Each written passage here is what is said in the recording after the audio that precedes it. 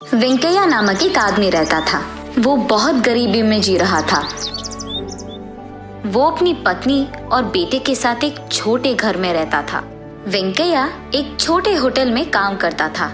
वेंकैया का मालिक रंगैया, जो हर रोज की कुली उसे देता था, वो वेंकैया को बिल्कुल काफी नहीं था। इसी कारण वो तीनों अच्छा खाना खाकर बहुत दिन हो गए थे। वेंकैया की पत्नी कमला भी जब भी उसको वक्त मिलता था, उस गांव के कुछ घरों में साफ सफाई करना, बर्तन साफ करना जैसे काम करती थी। लेकिन वो पैसे भी उनके लिए काफी नहीं थे।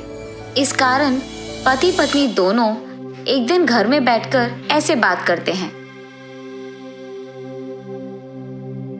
हाँ, जो भी पैसे कमा रहे हैं उसी दिन खत्म हो जा रहे हैं। ऐसे ही चलता रहा तो हम हमारे बच्चे को कैसे पढ़ाएंगे? मुझे कुछ समझ में नहीं आ रहा है जी। मुझे भी पता नहीं कमला कि हमारी जिंदगी कब बदलेगी, कि हम अपने खुद के घर में आराम से कब सोएंगे, वो दिन कब आएगा। वरना आप ऐसी छोटी मोटी काम नहीं, कुछ बड़ा देख लीजिए ना, ऐसा कुछ जो हमें ज्यादा पैसे दे। ये सुनकर वेंकैया, ठीक है कमला, कल सुबह जाकर मैं कोई दूसरा नया काम ढूंढूंगा, ऐसे कहता है। अगली सुबह वेंकैया उसके मालिक रंगैया के पास जाकर ऐसे कहता है, साहब, जो पैसे आप मुझे दे रहे हैं वो काफी नहीं है साहब, इसीलिए सोच रहा था कि नया काम ढूंढ लूंगा। अरे ये कैसी बात हुई वेंकैया? अभी अभी तो व्यापार अच्छा चल रहा है, अब अगर तुम छोड़ दोगे तो कैसे होगा?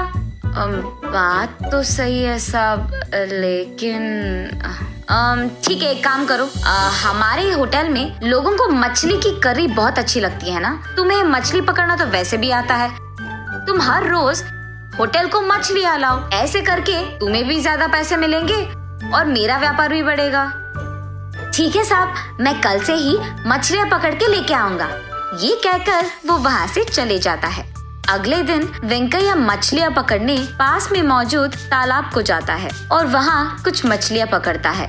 ऐसे वो उस दिन के पकड़े हुए मछलियाँ लेकर होटल जाकर उसके मालिक रंगैया को देता है। ताज़ी मछलियाँ लाने के लिए होटल का मालिक रंगैया वेंकैया को उसके रोज की कुली से कई गुना ज्यादा पैसे देता है। ये देख वेंकैया बहुत खुश होता है। ऐसे ही अगले दिन भी ज्यादा मछलियाँ पकड़कर वेंकैया रंगैया को देता है। उसी हिसाब से रंगैया भी ज्यादा पैसे देता है वेंकैया को। ऐसे ही कुछ दिन चलता रहा और वेंकैया को भी ज्यादा पैसे मिलने लगते हैं। ऐसे ही चलता रहा तो कुछ दिनों में हम एक घर भी खरीद पाएंगे और हमारे बच्चे को एक अच्छे स्कूल में पढ़ा सकते हैं। ये सोचकर पति पत्नी दोनों बहुत खुश होते हैं। ऐसे ही कुछ दिन बीत जाते हैं। एक दिन मछलियाँ पकड़कर होटल जाता है वेंकैया। वेंकैया, व्यापार ठीक नहीं चल रहा है, कल से मैं तुम्हारे पास मछलियाँ नहीं खरीद पाऊंगा और आज भी इतने सारे मछलियाँ मैं नहीं खरीद पाऊंगा, इसलिए थोड़े ही खरीदूंगा और उनके पैसे दे दूंगा। ये कहकर कुछ ही मछलियाँ लेकर उनके ही पैसे देता है रंगैया। उसके बाद बाकी मछलियों को हाथ में लेकर वेंकैया ऐसे सोचता है, अरे रे, अभी अभी तो मैंने सोचा कि पैसे हाथ में आ रहे हैं और ऐसे हो गया। ऐसे ही दुख में वो अपने घर जाता है। घर जाकर जो कुछ भी हुआ वो अपनी पत्नी कमला को बताता है। रहने दो जी, जो आया वो आया, जो गया वो गया, अब क्या ही करेंगे, हमारे नसीब में तो इतना ही लिखा है शायद। ठीक है, चलो आज के लिए मैं खाना तो बना लूंगी। ये कहकर वेंकैया के लाए हुए सारे मछलियों में से बड़ी मछली को काटते ही उसके अंदर उसे सोने की बड़ी मूर्ति दिखाई देती है। उसे देख कमला आश्चर्यचकित हो जाती है और तुरंत उस मूर्ति को वेंकैया के पास ले जाती है। उस मूर्ति को देख वेंकैया, अरे बाप रे, ये तो शुद्ध और स्वच्छ सोने से बना है, इसे बेचेंगे तो हमें बहुत पैसे मिलेंगे, ऐसे कहता है। हाँ जी, बात तो सही है, मुझे लगता है कि हमें नसीब इस रूप में आया है। वो कहते हैं ना कि भगवान जब एक दरवाजा बंद कर देता है तो दूसरी तरफ एक और खोल देता है, ऐसे कहती है। अरे हाँ हाँ, बिल्कुल ठीक कह रही हो कमला। अगले दिन उस सोने की मूर्ति को लेकर सोने की दुकान जाता है वेंकैया। वहाँ का मालिक उस मूर्ति को जांचकर ऐसे कहता है, अरे ये तो बहुत पुराना मूर्ति है और इसका मूल्य बहुत ज्यादा है, अब तुम्हें देने के लिए मेरे पास उतने पैसे तो नहीं है। अरे रे, अब क्या करेंगे साहब? लेकिन मैं तुम्हें थोड़े थोड़े करके पैसे दे सकता हूँ, एक ही बार में तो नहीं दे सकता। मंजूर है वेंकैया?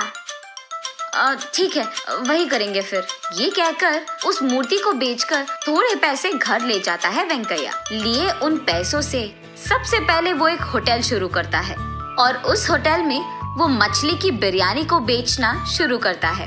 रंगैया के मछली की करी के अलावा उस गांव में किसी ने भी अब तक मछली की बिरयानी नहीं बनाई है, इसीलिए वेंकैया की होटल की बिरयानी एकदम बहुत प्रसिद्ध बन जाता है। इस कारण वो उसके होटल में कुछ लोगों को काम भी देता है और क्योंकि वेंकैया वेतन ज्यादा दे रहा था, ये सुनकर रंगैया के होटल में काम करने वाले लोग भी वेंकैया के होटल जाकर काम करने लगते हैं। ये सुनकर रंगैया वेंकैया के पास जाकर ऐसे कहता है, क्या वेंकैया, मेरे होटल में काम करने वाले लोगों को भी तुम्हारे होटल में काम करने के लिए लगा दिया तुमने? तुम्हारे वजह से मेरा व्यापार खराब हो गया है। तुम कूली का काम करते हुए मछलियाँ पकड़ते थे, एक बार में जब नसीब बदल गया तो अकड़ चढ़ गया दिमाग को। साहब, मैंने उनसे ये नहीं कहा कि आपके पास काम बंद करके मेरे पास काम करने आ जाए। उनको काम चाहिए था और मेरे पास काम था तो मैंने दिया, बस।